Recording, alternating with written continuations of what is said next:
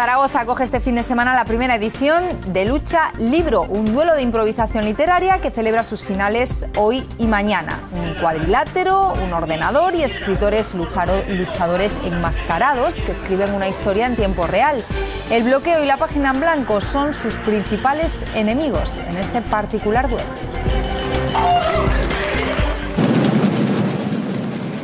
8 finalistas se han dado cita en el ring de las palabras con el Campeonato de Improvisación Literaria Lucha Libro 2019. Tapados con máscaras al estilo de la lucha libre mexicana, han tenido que escribir en su ordenador, improvisando durante 5 minutos ante un público expectante.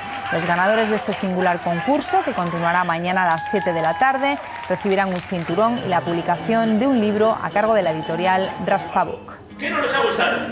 ¿Un fallo del jurado?